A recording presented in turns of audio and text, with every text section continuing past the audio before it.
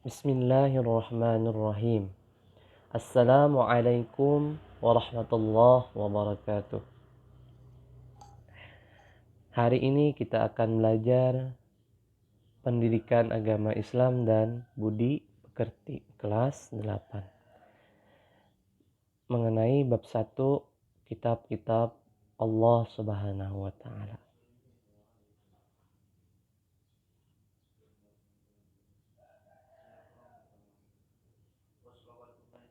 Sebelum lanjut, marilah kita berdoa terlebih dahulu.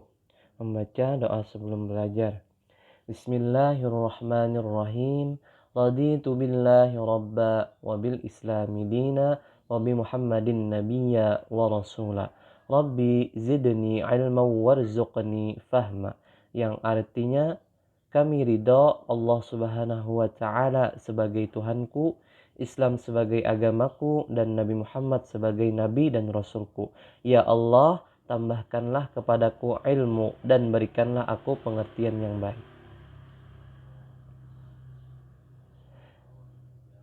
Tahukah kamu, kitab merupakan pedoman-pedoman kehidupan yang diwahyukan oleh Allah Subhanahu wa taala kepada rasul-rasulnya untuk umat manusia.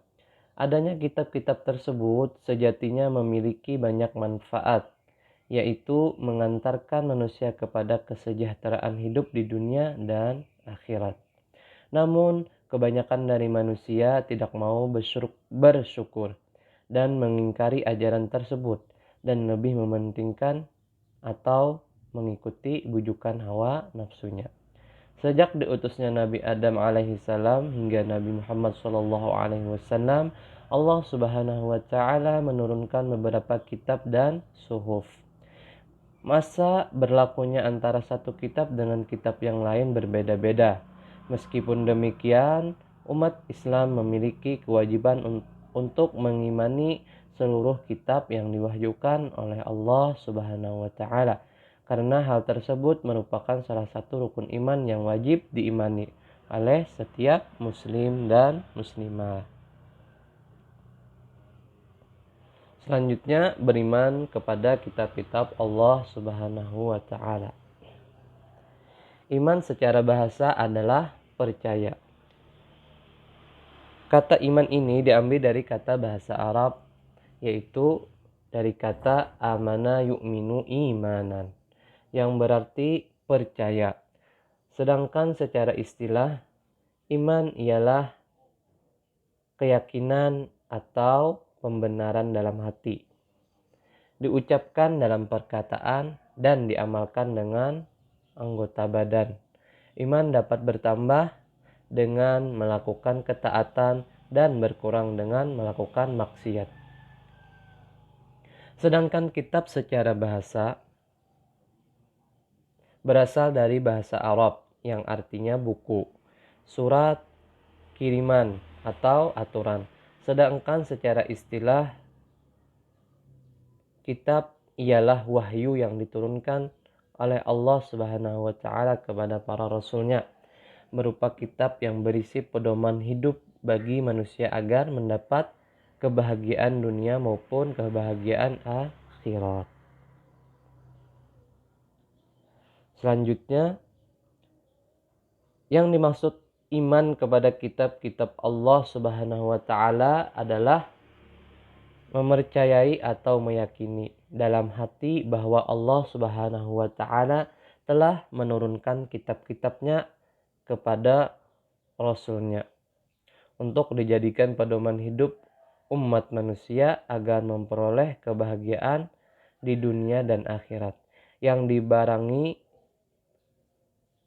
kesesuaian ucapan lisan dan menunjukkan perilaku yang mencerminkan sikap beriman kepada kitab-kitab Allah Subhanahu wa taala. Allah Subhanahu wa taala telah berfirman mengenai perintah beriman kepada kitab-kitab Allah.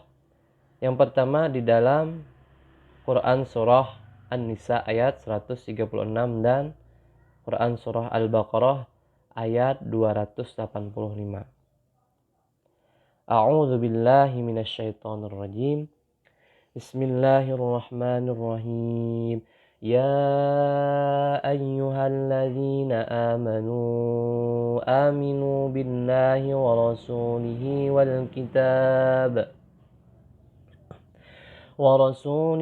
والكتاب الذي نزل على رسوله والكتاب الذي أنزل من قبل ومن يكفر بالله وملائكته وكتبه ورسله واليوم الآخر فقد ضل ضلالا بعيدا. Terus di dalam surah Al-Baqarah ayat 285. Bismillahirrahmanirrahim. آمن الرسول بما أنزل إليه من ربه والمؤمنون كل آمن بالله وملائكته وكتبه ورسله لا نفرق بين أحد من رسله وقالوا سمعنا وأطعنا غفرانك ربنا وإليك المصير. Shadaqallahul azim. Ayat tersebut menjelaskan tentang perintah beriman kepada kitab-kitab Allah Subhanahu wa taala. Next, kitab-kitab Allah Subhanahu wa taala. Allah Subhanahu wa taala telah menurunkan beberapa kitab kepada Rasul-Nya. Kitab-kitab yang wajib diketahui oleh umat Islam adalah berjumlah 4 dan 10 dan 100 suhuf atau lembaran. Adapun keempat kitab yang diwahyukan Allah Subhanahu wa taala tersebut adalah sebagai berikut. Yang pertama kitab Taurat, yang kedua kitab Zabur, dan ketiga kitab Injil, dan yang terakhir adalah kitab Al-Quran. Lanjut. Yang pertama adalah kitab Taurat.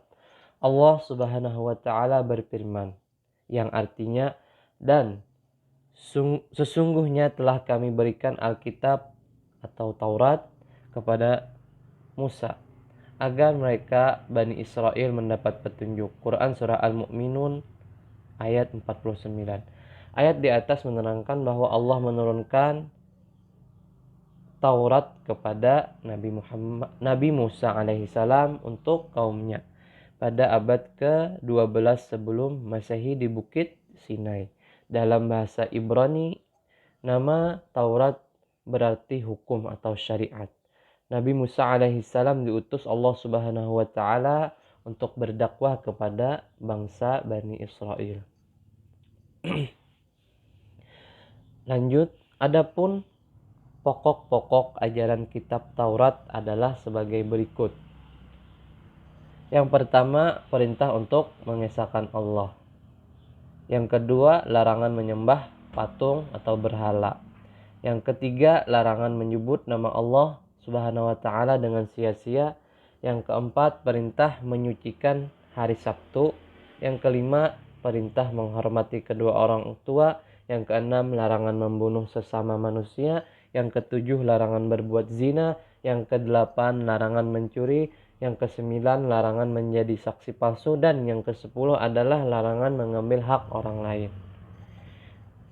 Itu beberapa ajaran pokok kitab Taurat yang disampaikan oleh Nabi Musa alaihissalam kepada kaumnya Bani Israel. Selanjutnya yang kedua adalah kitab Zabur. Allah Subhanahu wa taala berfirman, yang artinya, dan Tuhanmu lebih mengetahui siapa yang ada di langit dan siapa yang ada di bumi.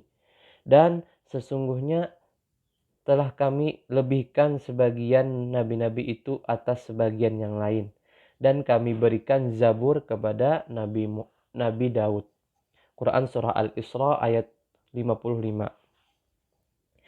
Ayat tersebut menerangkan bahwa Allah Subhanahu wa taala pernah mewahyukan kitab Zabur kepada Nabi Daud alaihissalam untuk Bani Israel atau umat Yahudi. Kitab tersebut diturunkan pada abad 10 sebelum Masehi di daerah Yerusalem dalam bahasa Kibti. Adapun isi pokok ajaran kitab Zabur antara lain pujian kepada kebesaran dan keagungan Allah Subhanahu wa taala dan aturan untuk memeluk agama tauhid. Lanjut, yang ketiga adalah kitab Injil. Allah Subhanahu wa taala berfirman yang artinya, berkata Isa, sesungguhnya aku ini hamba Allah. Dia memberiku Alkitab, Injil, dan dia menjadikan aku seorang nabi. Quran surah Maryam ayat 30. Ayat di atas menerangkan bahwa kitab Injil ini diwahyukan oleh Allah kepada Nabi Isa alaihissalam pada permulaan abad ke-1 Masehi. Kitab tersebut diwahyukan di daerah Yerusalem dan ditulis menggunakan bahasa Suryani dan menjadi pedoman bagi kaum Nabi Isa alaihissalam, yakni kaum Nasrani. Sedangkan isi pokok dalam ajaran kitab Injil adalah sebagai berikut. Yang pertama, perintah untuk kembali mengesahkan Allah Subhanahu wa taala.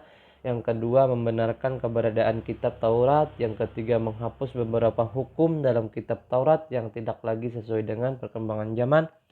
Yang keempat, menjelaskan bahwa kelak akan datang kembali Rasul setelah Nabi Isa alaihissalam, yaitu Nabi Muhammad sallallahu alaihi wasallam.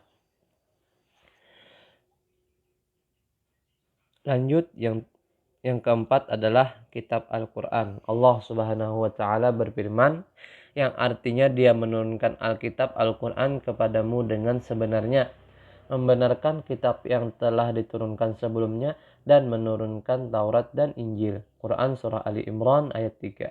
Ayat di atas menerangkan bahwa Al-Quran yang diwahyukan kepada Nabi Muhammad SAW adalah sebagai penyempurna dan pembenaran kitab-kitab sebelumnya. Al-Quran menjadi mukjizat Rasulullah SAW yang terbesar. Bahkan ilmu pengetahuan dan teknologi yang dikembangkan pada masa modern saat ini sudah diterangkan di dalam Al-Quran. Dengan demikian dapat dipahami bahwa mengamalkan ajaran Al-Quran berarti juga telah mengamalkan ajaran kitab-kitab Allah Subhanahu wa taala sebelumnya. Al-Quran ini diwahyukan pada abad ke-7 Masehi sebelum kurun waktu selama kurun waktu 22 tahun 2 bulan 22 hari di kota Mekah dan Madinah. Secara bahasa Al-Quran diambil dari kata qara'a yaqra'u Qur'anan yang berarti bacaan. Adapun secara istilah, kitab yang diwahyukan Allah Subhanahu wa taala kepada Rasulullah sallallahu alaihi wasallam dalam bahasa Arab secara berangsur-angsur melalui perantara malaikat Jibril, dan membacanya merupakan ibadah. Lanjut, Al-Quran itu terdiri dari 30 juz, 114 surah, dan 6.236 ayat. Ditinjau dari masa turunnya, Al-Quran diturunkan dalam 2 tempat, yaitu di kota Mekah dan kota Madinah. Ayat-ayat yang diturunkan di kota Mekah disebut dengan surah Makkiyah, dan ayat-ayat yang turun di kota Madinah maka disebut dengan ayat Madaniyah. Secara umum, pokok-pokok ajaran yang terkandung di dalam Al-Quran adalah sebagai berikut. Yang pertama, berkaitan dengan akidah. Hal yang berkaitan dengan keyakinan seperti mengesahkan Allah. Yang kedua, akhlak, berkaitan dengan pembinaan akhlak mulia dan menghindari akhlak tercela. Yang ketiga, ibadah, berkaitan dengan tata cara beribadah seperti sholat, zakat, dan lain-lain. Yang keempat, muamalah, berkaitan dengan tata cara berhubungan kepada sesama manusia. Yang kelima adalah tarikh atau sejarah, kisah-kisah orang terdahulu atau umat terdahulu atau nabi-nabi terdahulu.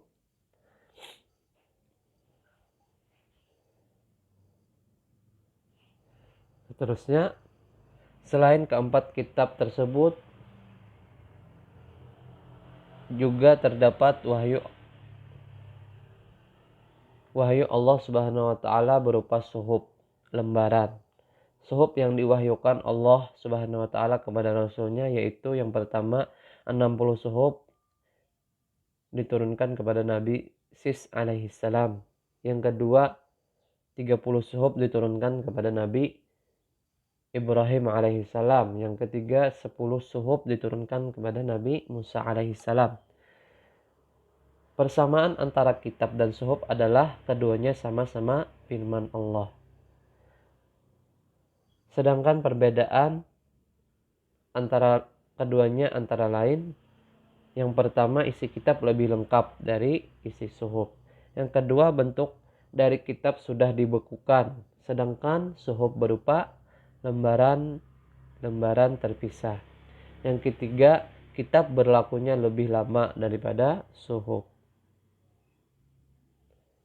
Sekian pembelajaran pada hari ini, semoga bermanfaat. Amin. Amin ya rabbal alamin. Assalamualaikum warahmatullahi wabarakatuh.